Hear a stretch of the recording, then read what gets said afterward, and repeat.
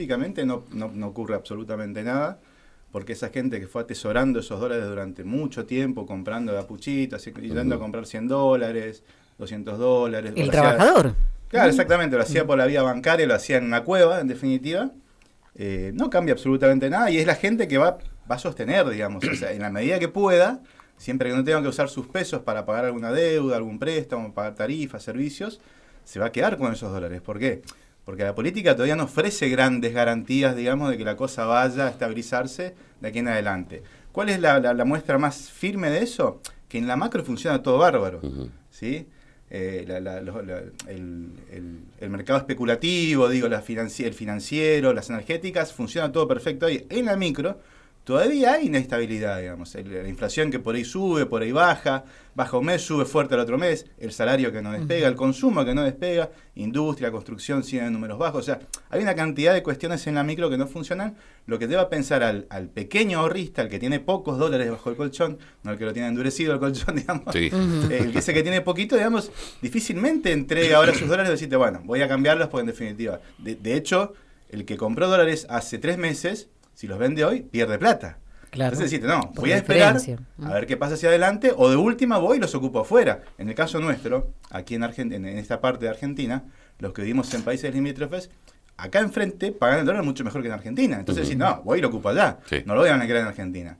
Ahora, este anuncio sí tiene una gran repercusión en los grandes ahorristas, en aquellos que fueron atesorando, los que tienen en el exterior, los que fueron guardando guita, digamos, sin oficializarla, sin blanquearla, ¿sí? Para ellos sí hay una oportunidad en este caso. Ahora, ¿por qué se tomaron 2 horas en explicar toda esta situación y por qué fueron tan medidos en el anuncio también? Porque no quisieron hablar de un blanqueo, porque lisa y llanamente es un blanqueo, ¿sí? Pero ¿qué dice el gobierno? Dice es un cambio de régimen, esto es un cambio, o sea, fueron muy específicos en lo conceptual para no caer en el concepto de blanqueo. ¿Por qué? Porque el blanqueo ya tiene mala fama. ¿Sí? El blanqueo para el resto del mundo es una cuestión de decir, bueno, esto es lavado, en definitiva. Sí. ¿Por qué? Porque viene el narco, viene el delincuente, viene aquel que robó, o aquel que tesoró, digamos, mediante actividades criminales, viene a blanquear esta plata, ¿sí? Que no podía blanquear antes, en definitiva. Viene a lavar plata, en definitiva. Entonces, el gobierno fue muy medido en eso y no quiso hablar de blanqueo y sí de un cambio de régimen. Ahí está la cuestión técnica de fondo, ¿sí? Ahora, acá está el tema, el tema que creo es el esencial, a donde apunta todo esto. Se supone, de acuerdo a la fuente de consultas, que hay entre 200.000 y 300.000 o 350.000 millones de dólares en los colchones de los argentinos. Colchones siempre es una metáfora. Sí, no, puede claro. Estar fuerte, puede estar en el exterior, puede estar, obviamente, en el colchón también. Lo que lo tenés guardado, claro, una caja. Ayer hablaban acerca de eso, ¿no? Se supone que hay entre 200.000 y 350.000 millones, ¿no es cierto? ¿Cuánto de eso necesita el gobierno? Si la gente blanqueara los 350.000 millones de dólares, fantástico. ¿Saben por qué? Porque hasta se podría pagar la deuda, o sea, la cantidad de dólares en el colchón de los argentinos equivale a todo el total de la deuda argentina, la deuda externa argentina. O sea, tendrías todos los dólares necesarios para poder ir a hacer frente a todos tus acreedores, ¿sí? Ahora, obviamente eso no va a ocurrir, obviamente aquel especulador no va a entregar sus dólares, obviamente por ahí el que te dice, bueno, yo tengo 50.000 dólares guardados y los quiere invertir en una casa y no lo podía hacer, va a ir a comprarla, obviamente ahora lo va a poder hacer, ¿sí? Entonces, ese tipo de situaciones yo creo que sí van a ocurrir. Ahora, ¿cuánto de esto necesita realmente el gobierno? ¿Por qué esta cuestión de insistir en la dolarización endógena? ¿Sí? ¿Por qué? Porque el país, Argentina, más allá del gobierno, ya del país, ya no puede salir a pedir prestado dinero porque ya no hay prestamista que se banque a Argentina. O sea, el fondo fue a fondo justamente y le prestó toda la cantidad de guita posible, ¿sí? De hecho, Argentina tiene hoy el deudor más grande en la historia del FMI. Entonces ya no hay un organismo al que pueda decir la recurrencia, necesito dólares. No hay un margen para pedir un... Ya está, ya agotaste todo, ya fuiste, tocaste todas las puertas. De hecho, te respondieron todo y te dijeron, sí, dale, te presto, el FMI en 2 ocasiones, ya está. Entonces, lo que tiene que suceder ahora para atesorar esos dólares que faltan es que la dolarización sea endógena, que los argentinos saquen la plata y la hagan circular en el mercado oficial, ¿sí? ¿Cuánta de esa plata necesita el gobierno hoy por hoy? Y mínimamente 10.000 millones de dólares.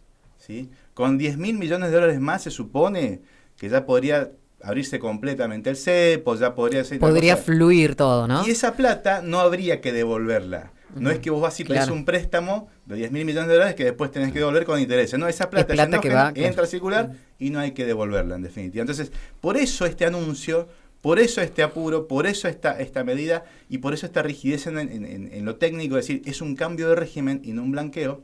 Necesitamos, no lo dicen, pero necesitamos mínimamente 10.000 millones de dólares para que esta cosa funcione, para que el cepo se abra y finalmente la cosa ande, ¿sí?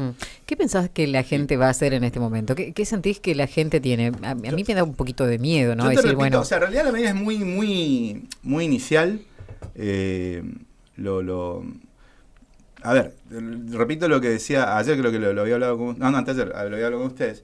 Si pasa cualquier organismo internacional de control fiscal y de lavado y todo eso, eso no se puede hacer, te dicen, ¿entendés? Ahora, con Argentina hay una serie de exenciones en este momento, digamos, dado que hay un acuerdo con el FMI, de la relación de Milei con Trump y toda esa cuestión de fondo, digamos, que le permiten a Argentina hacer una cantidad de licencias que a otro país no le permitiría. Ahora, esto no quiere decir que el argentino a pie, aquel que le costó muchísimo ahorrar y aquel que desconfía de su dirigencia, ¿sí? Porque básicamente el argentino que fue y compró dólares durante todos estos años desconfía de la dirigencia porque desconfía del sistema, porque el sistema no le da respuestas. Entonces, a esa gente difícilmente se desprenda de esos dólares. ¿Sí? Lo que pasa es que ya en algunas oportunidades se vio con esto, ¿no? Con el tema de... Blanqueó mucho, ¿eh? Sí. Blanqueó mucho. Corralito. Lo que pasa es que antes había mucho más control fiscal. Claro. Antes Arca, lo que era FIP, se metía mucho más, observaba qué ingresaba, cómo ingresaba, de dónde venía. Ahora se supone que no, quedó todo liberado. Hasta ciertos montos que fueron elevados muy alto, no va a haber control. Entonces, ahora... Aquel que quiere la verguita, listo, dale. Claro, nadie te va a preguntar dónde venís, digamos. Claro, ayer lo escuchaba a Jorge Torres, creo que se llama Jorge. Sí. Torres, le seguro el apellido, de que era el negociador argentino ante el Fondo Monetario Internacional. Exacto. De hecho, integraba el Fondo Monetario Internacional, hablando justamente de esta cuestión, ¿no? De la cuestión fiscal, que no es tan así como dijo el presidente respecto a que traigan de... Claro, el fondo dice, estamos observando... minuciosamente lo que está pasando. Nos gusta lo que está pasando, pero estamos observando. Claro. O sea, hay una advertencia de fondo. Dentro de las normas. Ojo con el lavado.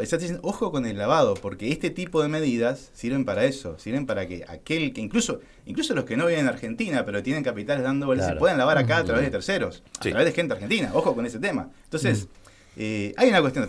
Pero para el pequeño ahorrista, respecto a lo que me preguntás, Lodi, te repito, no me parece que cambie mucho. Va a seguir esperando. En definitiva, se sigue recostando en sus dólares. ¿Por qué? Porque le dan como la seguridad de que hacia adelante, si esto no funciona y se arma una crisis política y la inflación se dispara y otra vez lo mismo, dice, bueno, yo tengo atesorados mis dolarcitos y esto me va a servir para lo que sea, en definitiva. Sí, ahora, hay una banda de economistas que creo yo que están obviamente bancados por el gobierno, hablando de la necesidad de desprenderse de los dólares y de lo malo que es haber ahorrado en dólares. Claro. Ojo con aclaraciones clave acerca de los anuncios de ayer. El gobierno difundió detalles porque se podrá usar hasta tus 50 millones de pesos, Marce, lo vas a poder sacar, un equivalente a 43.300 pesos para compra de bienes no registrables sin que Arca, en este caso, investigue su origen. Eso es para personas físicas. Ni el destino de dinero. Por eso le decía a Marce, ¿no? Hay cuestiones para personas físicas, jurídicas, es amplio, estaríamos toda la mañana. Esto para personas físicas, por eso te decía. Hay muchas modificaciones justamente en el umbral de informes, pero también vamos a los principales puntos. 4. Compras personales, que no se deberán informar las compras realizadas con tarjetas de crédito, débito ni billeteras virtuales. Actividades notariales, los escribanos ya no tendrán la obligación de informar sus actividades ante Arca. Bienes usados y expensas, los vehículos usados y el régimen de pago de expensas quedarán exentos de ser informados. Compra-venta de inmuebles, los compradores y agentes inmobiliarios no deberán informar las transacciones de propiedades. Encabezo con eso son las exenciones. Hay una que es bien cotidiana y te digo que por ahí no compete a todos. Es el saldo al último día del mes, el saldo bancario al último día del mes. Si vos, hasta ahora, digamos, tenías en el último día del mes bancario, tu saldo era de 700.000 pesos, entre 700.000 pesos y 1.000.000, quedaba bajo la órbita del órgano recaudatorio, del organismo recaudatorio. Claro. Entonces me decían, a este le está sobrando mucha plata. Vamos a ver en qué anda. A partir de ahora eso no... A partir de ahora se eleva ese monto, podés tranquilamente, podés dejar tu plata en el banco, no te preocupes. Que no vas yo sacaba todo. Qué claro. Bueno, vamos por eso te decía, tus 50 millones ahora liberalos. Vamos a escuchar un fragmento de cómo tomó Caputo una pregunta de un periodista. Creo que era del Destape el periodista, estábamos debatiendo. Bueno, Luis Caputo lo tomó mal y pidió que retractate directamente. Esto decía. O los ministros del gabinete van a dar un ejemplo y van a traer el dinero del exterior o van a usar sus dólares abajo del colchón, sé que es uno de los casos del ministro Luis Caputo. Quería saber si esta Argentina de Milei, un ministro que tiene dólares abajo del colchón, los usaría en este régimen, en este gobierno. Pues estás diciendo un nivel de disparate. A ver. O sea, ¿de qué estás hablando? No, hablo de. No tiene que ver con. ¿Vos decís que yo tengo dólares abajo del colchón? No, hablo del gabinete. No seas irrespetuoso entonces. No, hablo de. A ver, sí, según. No seas irrespetuoso. Porque sí a ver, no te pases de listo. No, lo que estás haciendo es una falta de respeto. Le quiero que consultar, según su declaración jurada. No estás consultando. Hiciste una afirmación que es una falta de respeto. Bueno, una cosa, dólares colchón, y otra cosa, creo que lo quería marcar Caputo, otra cosa es dólar en el exterior. Otro tema. No, pero no está bien, no está bien, primero, el nivel de agresividad primero del funcionario o la dirigencia respecto a lo que está pasando en una pregunta. La pregunta no estuvo mal formulada. Para mí tampoco. ¿Por qué? Porque si vamos a ir al ajuste conceptual, esto que dice Caputo, para una cosa es lo que yo tengo en el exterior y otra cosa es el dólar en el colchón. ¿Viste? Entonces, si van a ir a esa rigurosidad, digamos, conceptual, tenemos que caerle todos los días a Javier Milei para aquello de decir, porque la inflación me dejaba de 17.000% y 50.000%. Y datos así random, que nada que ver con nada en definitiva. Entonces, teníamos que caerle en el sentido también a él. Entonces, no estaba mal formulada la pregunta del periodista.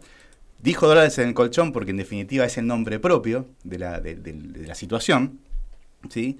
Pero Caputo no respondió a la pregunta de si iba a traer sus dólares de afuera obviamente, a reinvertirlos en Argentina. Pero escapó muy bien de la cuestión con esa agresividad, pero nunca respondió a la cuestión de fondo de decir, pero traerías entonces los tuyos. Para mí fue más una defensa que otra cosa, ¿no? Entonces, ahí creo que responde un poquito lo que decías vos al principio, la pregunta que me hacías vos, Lodi, deciste, ¿qué va a hacer la gente? Bueno, fíjate que están pidiendo a la gente que ponga la plata a circular mientras ellos la tienen en el exterior. Claro, la misma pregunta se la trasladaría a Schwarzenegger. Totalmente, es así.